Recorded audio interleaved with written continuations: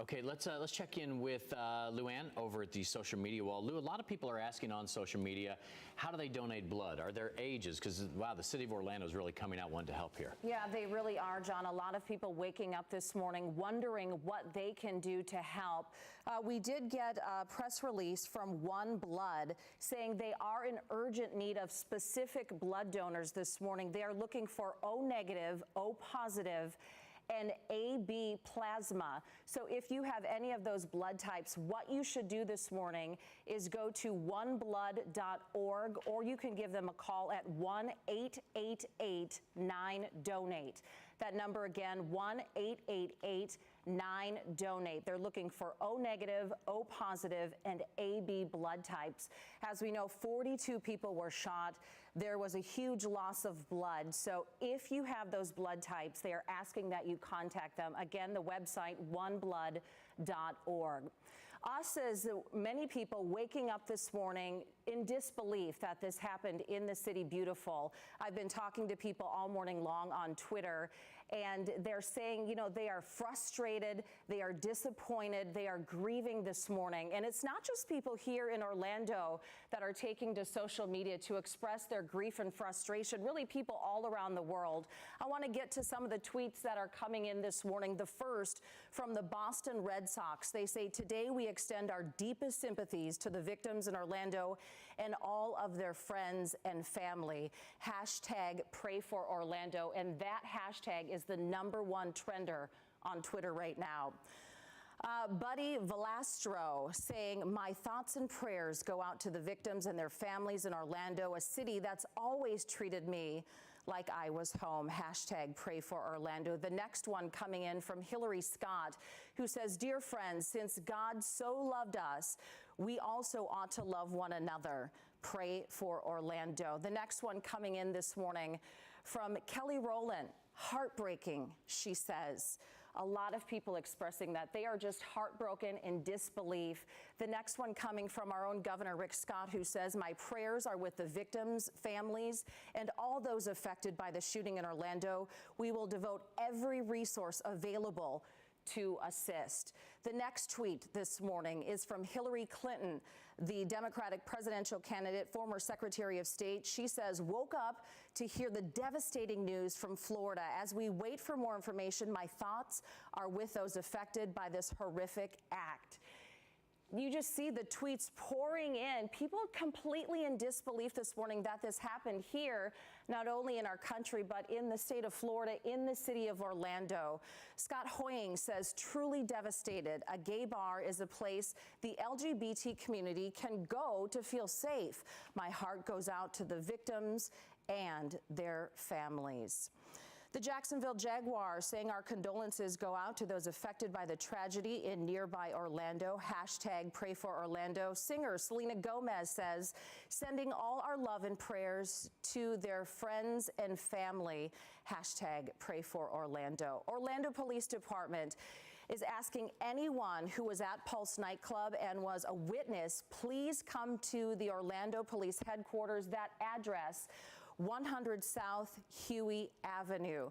So as Orlando Police, the FBI, and FDLE try to piece all of this together, if you were there, if you know anything, they are asking you to come down to headquarters. Again, that address, 100 South Huey Avenue. So Andre and John, as you can see, a lot of people waking up on this Sunday morning saying, what can I do to help? I am sad, I am frustrated, and that's really the sentiment of a lot of people this morning. And I think you're right. I mean, even sitting here, the emotions that I think everybody in this place feels is, one, you're sad.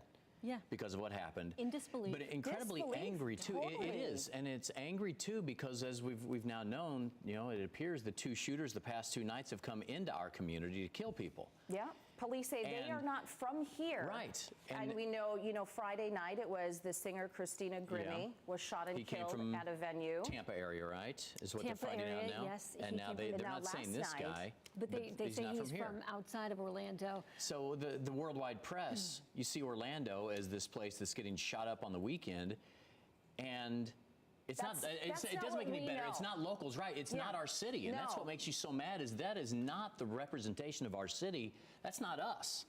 I think it's the time that we live in, and we see these international headlines. It's a very contentious time. It's a very dangerous time. We see in other parts of the world.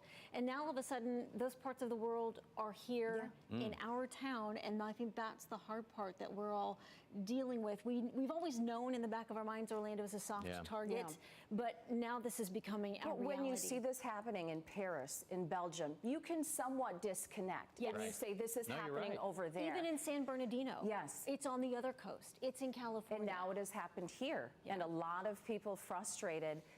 It's really hard to believe. I don't think any of us have really wrapped our minds around this tragedy yet. You know, we're sitting here reporting it, but more than 62 people were shot. They were out to have fun with their friends, with their family members. You never expect something like this to happen when you're out enjoying your weekend. And now, you know, a lot of us have to question. And here's the, I'm sorry, Lou. No, go ahead. I think what is because now when you say San Bernardino, you think shooting. Yep. When you say Columbine, Colorado, which is another great community, you think shooting. And that cannot be how our city is defined, because that's not us. And I don't know how you go about not letting that define your city, because we are the happiest place on earth. Now you have this.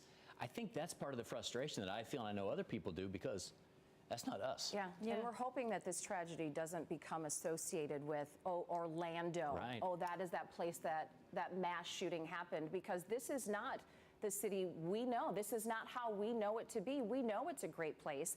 We know it's a safe place. And then you have these people coming in from outside, you know, tarnishing our city. It is very frustrating.